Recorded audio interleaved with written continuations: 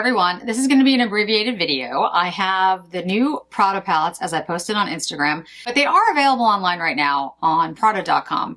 They weren't supposed to go up online until next week. So, like I always say this, the release dates are flexible. You never really know when something is going to go live. So I wanted to do a brief video for you guys, just showing you the palettes, explaining a little bit about them, giving you my thoughts, and I will do more in-depth reviews. We'll go through each palette and do a look with them and all that good stuff. The liners are also available. I'll have reviews of that and the mascara. I currently have on my eye, which you can't, I don't know if you can pick it up on the camera, there's like a little, I don't know if it's a sty or just I don't know if one of my lashes got infected. I don't know what it is, but it hurts. So I'm going to like work around that. But anyway, I just wanted to mention it when you look, because you're going to be like, what is that thing on her eye? You know, you got to play hurt. I do have on some blush from Saint Laurent. This is number 12. This is the new Saint Laurent blush in Nocturnal Nude. I will have a video with all the shades of the Saint Laurent blush in the shades that, the new shades that I picked up. That's coming soon. But everything else on my face is Prada. I will have all the details below. So let's talk about these Prada Dimensions Holo Nude blushes. Yep, that's what they're called. So first of all, there are 3 shades. There is Peony, named after a delicate romantic flower, featuring beige shades illuminated by a powder pink holo twist. I'm saying holo. I like holo. I don't know. I know it's holographic, but I'm calling it holo.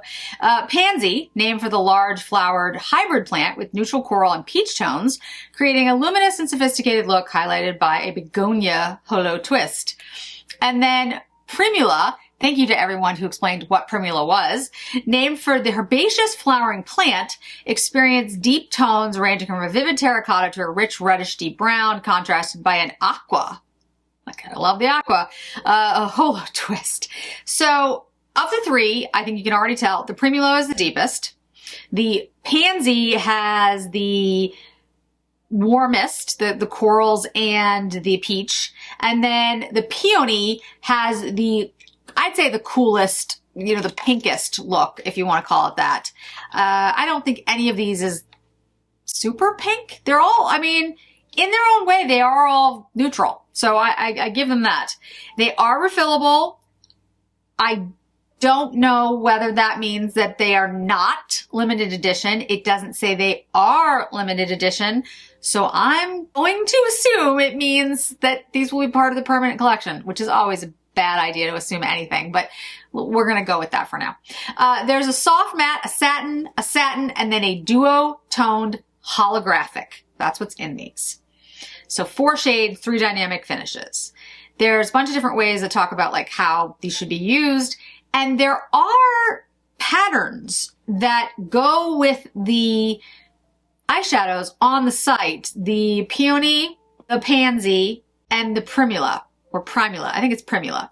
So there are fabrics that Prada has apparently either introduced or is referencing when they talk about these 3 eyeshadows. I did not see the corresponding patterns the same way for the embossing, but again, there does seem to be patterns that these are taken from. So it says inspired by iconic prints from the Prada archives. So I'm taking their word for it. As you can see, I did have mine embossed. Mine were embossed overseas. In the United States, I do believe that they are available. The embossing is available at the flagship store in Seattle and then the New York City store. I have not heard that they are available anywhere else. I could be completely wrong, but that is the only places that I've heard at Nordstrom's where they are available. So again, if you hear of another place that can do the embossing, let me know. These are $80 a piece, and again, they are refillable.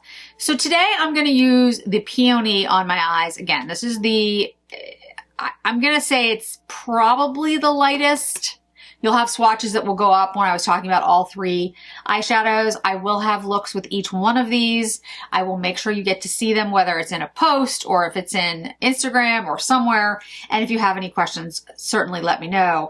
Again, I'm going to kind of go carefully around this. The thing about Prada eyeshadows that I've always found is that the formulas have been excellent. Every single one I've ever used has been great. I feel like they've offered a great deal of flexibility, and they give you different options in regards to formula. So you don't have like, they're not all mattes or all satins or whatever. So I do think that's great. I love the fact that Prada does that. I think it's very interesting that for these particular holographic shadows that they have chosen to go away from their normal formula. Usually it has a metal foil, a satin in the middle, a soft matte, and a hyper matte. That's how it usually is. The one that came out for the holidays that was special edition had one satin and three, or was it one matte? One matte, sorry. Or was it one satin? I'll have to go back and look now. But it had 3 metal foils. So it was very luminescent. This is the best way to describe it.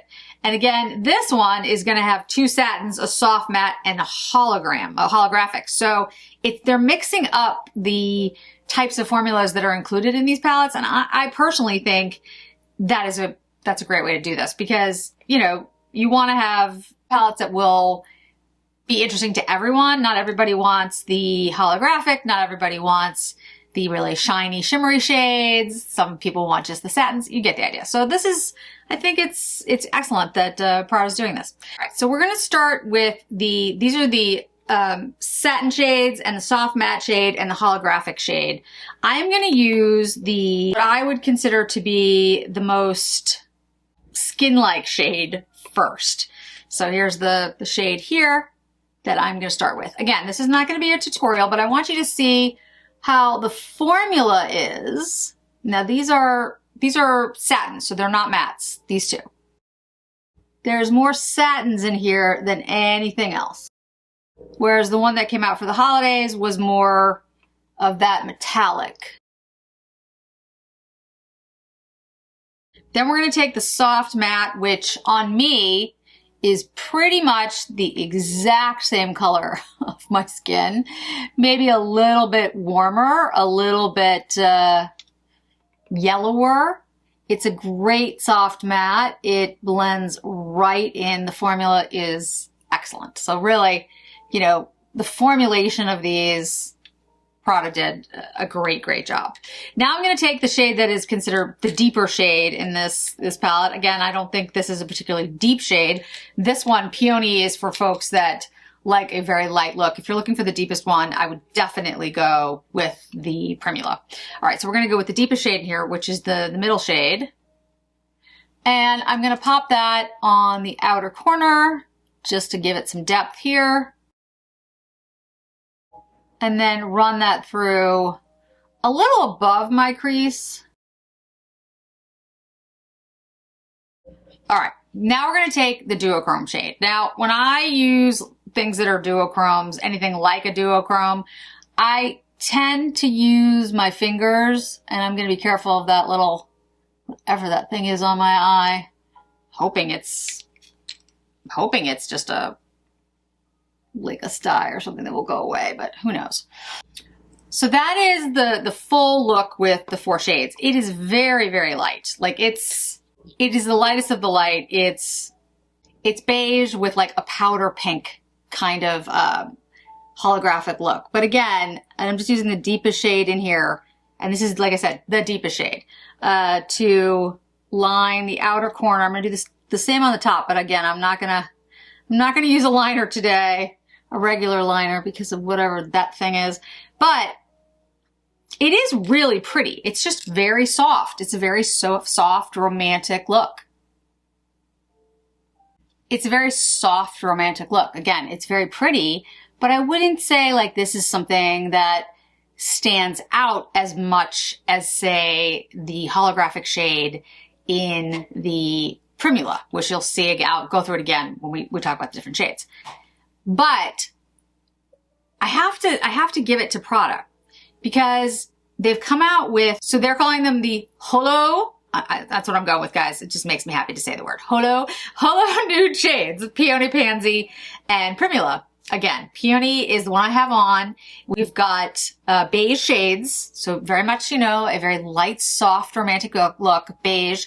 And the holographic shade has like sort of a pinky golden twist. Then Pansy, which is this one. And again, you'll see the close-ups of all these, but this is Pansy. And Pansy has the coral and peach tones with a begonia hollow twist. And you'll see I don't know which side it'll be on, but you get the idea. And that one's a little bit more impactful.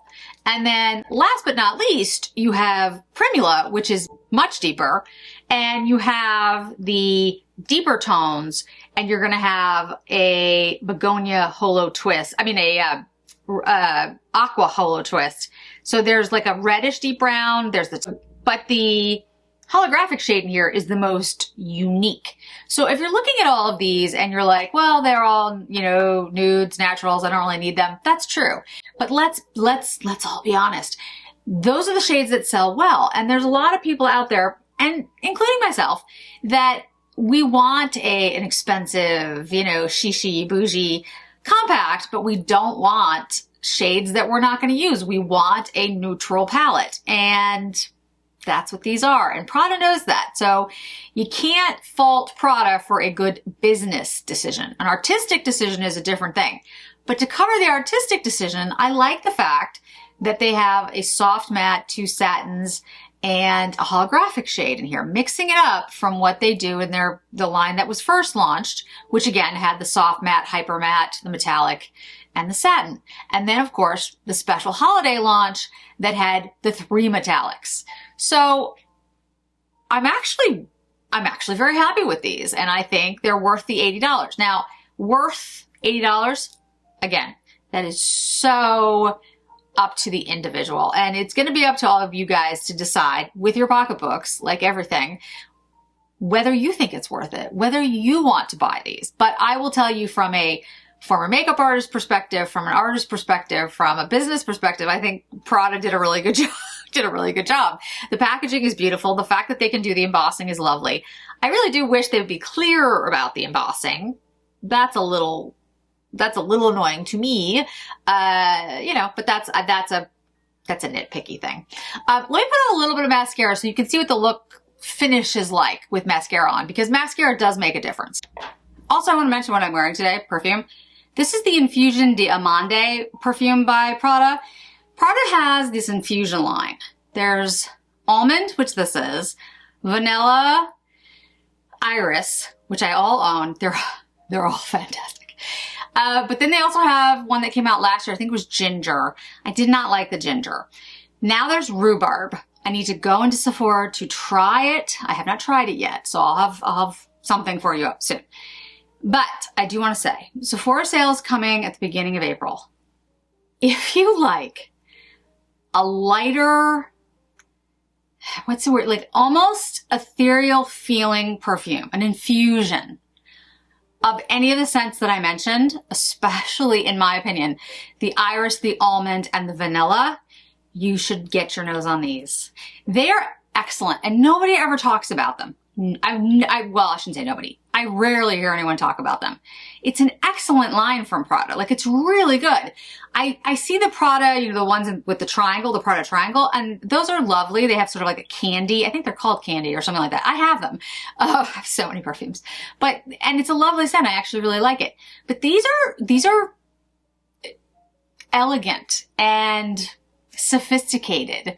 They're really beautiful. And this scent, this is like the almond, but it's such a beautiful, I mean, it's so good for spring when it's like wet and like the sun is out, but then it's not. And it's, you know, this is so good. I mean, it's great for any time. But again, when I talk about perfumes and I say they're migraine safe, for me, they are migraine safe. That does not mean for everyone. I don't want anyone to get the idea that I'm getting up here and saying, if you suffer from migraines, you can wear this and you'll be fine. I would never do that, because allergies and migraines and all those things are, you know, really subject to the individual. Everything is, but especially that. But I don't have any problems with the infusions. They do not bother me. I don't own the ginger, like I said, and I will try the rhubarb because that one's new. But I love these. I've had them for years. And the almond and the vanilla, well, I don't know which one's my favorite. I was about to say the almond and then the vanilla. It's the iris is beautiful too, actually. The iris, though, has a little bit more, of course, it's a flower, but iris to me has a powdery scent, so it doesn't bother me. But I would say like the almond and the vanilla are, quote, safer from like most people. I don't recommend blind buying anything, but if you were going to blind buy any of them, there are travel sizes. I would go with the almond because it's the most almost gourmand food-like. And so very few people I think are going to have a problem with it. But again, you should always try them, but they're all beautiful. They really are stunning. And I will get my nose on rhubarb and let you know. Okay, back to the eyeshadows. Went with my OG Chantecaille mascara because it has peptides in it and it never bothers me. So you see what I mean? Like it does, I do think a mascara does make a little bit of a difference with this look. Can you hear Ellie in the background? She's unhappy. I do think mascara, you know, brightens up the look a little bit, and the contrast between the black lashes and the shades, I think, looks really good. So I do think the mascara, she just keeps barking. I think the mascara does make a difference. I think the contrast of black mascara with this light look actually looks very, very pretty. And this is something I would absolutely wear. I mean, I'm not gonna lie, like I really like this combo. Now this is again the lightest, pinkest. It's really beige, but I mean, it is the pinkest one. And then I would say, you know, it's up to you guys to decide whether or not these are, quote, worth it, depending on whether you like a neutral color story. Ellie is not happy. She doesn't agree. But I will make sure I have more videos coming with more detailed analysis and, of course, the other palettes and the mascara and the liners. Thank you so much for joining me today. I really do appreciate it. And I hope to see you in another video really soon.